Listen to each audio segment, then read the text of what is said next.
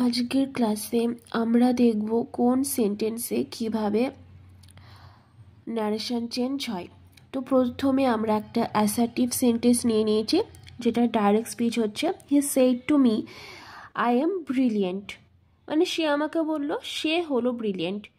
এবার তার মুখনিসৃত শব্দ হচ্ছে আমি হলাম ব্রিলিয়েন্ট, যেটা ইনভার্টেড কমার মধ্যে আছে। এবার যখন আমি অন্য কাউকে বলছি গিয়ে যে জানিস সে আমাকে বলেছিল যে সে নাকি ব্রিলিয়েন্ট, তো আমরা তখন তো তার মুখ নিঃসৃত শব্দ এক্স্যাক্টলি ইউজ করলাম না যে আমি ব্রিলিয়েন্ট, আমরা বললাম যে সে আমাকে বলেছিল সে হলো ব্রিলিয়েন্ট।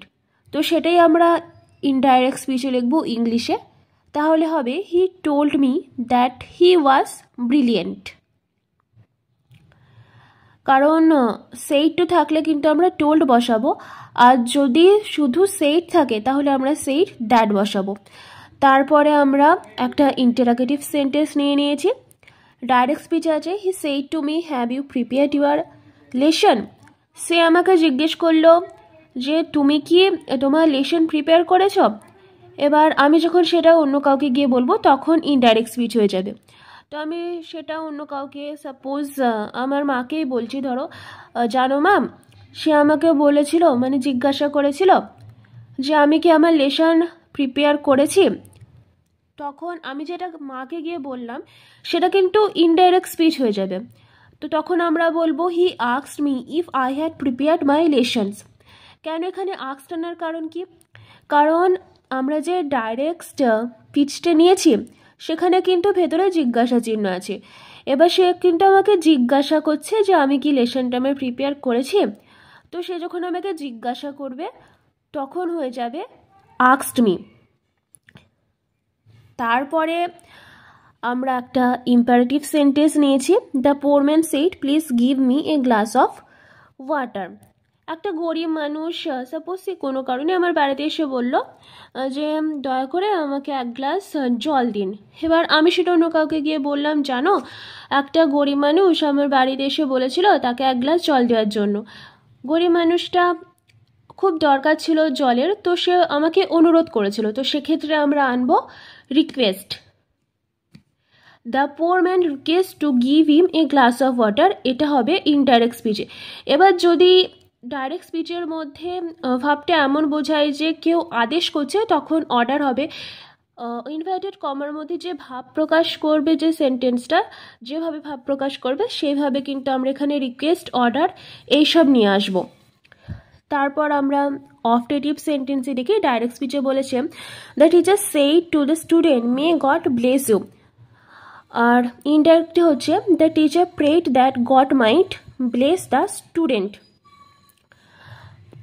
ইনভার্টেড কমার মধ্যে যেটা আছে সেটা কিন্তু টিচার নিজে বলেছে, টিচার প্রার্থনা করেছে ভগবানের কাছে যে সমস্ত স্টুডেন্টের ভগবান আশীর্বাদ করুক। এবার যখন কোনো একটা স্টুডেন্ট খুশি হয়ে কাউকে গিয়ে বলছে যে জানো আমাদের টিচার আমাদেরকে এরকম বলেছিল, তখন ইনডাইরেক্ট স্পিচে আমরা কিন্তু বলছি the teacher prayed that God might bless the students.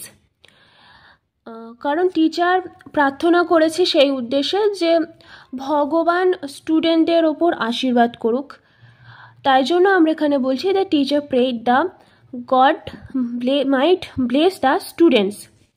তারপরে আমরা এক্সক্লেমেটরি সেন্টেন্সটা দেখছি, বলেছে he said how beautiful the bird. তো দেখো এই he said how beautiful the bird is, এই হিটাকে ধরে নাও তুমি আর তোমার বন্ধু এক জায়গায় বেড়াতে গেছো, ধরো একটা জঙ্গলে বেড়াতে গেছো, তো সেখানে একটা পাখি দেখেছে তোমার বন্ধু, তো সে পাখিটাকে দেখে একদম অবাক হয়ে গেছে। সেই অবাক হওয়ার জন্য আমরা এখানে কিন্তু এক্সক্লেমড উইথ জয় আনবো ইনডাইরেক্ট স্পিচে।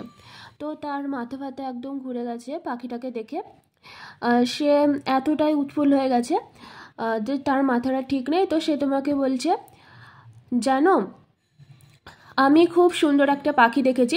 তখন সে তোমাকে যখন বলছে সে কিন্তু আনন্দ সহকারে বলছে, তার পাখিটা দেখে খুব আনন্দ হয়েছে, তো সে তোমাকে আনন্দ সহকারে বলছে যে জানো আমি একটা পাখি দেখেছি, পাখিটা খুব সুন্দর। তো সেই ক্ষেত্রে ইনডাইরেক্ট স্পিচে হবে he exclaimed with joy that the bird was beautiful, bird was very beautiful. তো এখানে ওয়াজ কেন আসলো, ইজ কেন হলো না? বাইরে আছে সেইড, সেইড কিন্তু পাস্ট ফর্মে আছে, তাই ইজটাও আমরা পাস্ট ফর্মে নিয়ে যাব যখন আমরা ইনভার্টেড কমা থেকে সেন্টেন্সটাকে বার করব। তাই ইনডাইরেক্ট স্পিচ হবে he exclaimed with joy that the bird was very beautiful. তো আজকে এটা ছিল বেসিক। আর ন্যারেশন ভয়েসের ওপর প্রিপোজিশনের পরে প্রপার ক্লাস আসবে। ভিডিওটা ভালো লাগলে চ্যানেলটাকে সাবস্ক্রাইব করে দিও, লাইক কমেন্ট শেয়ার করে দিও। Thank you.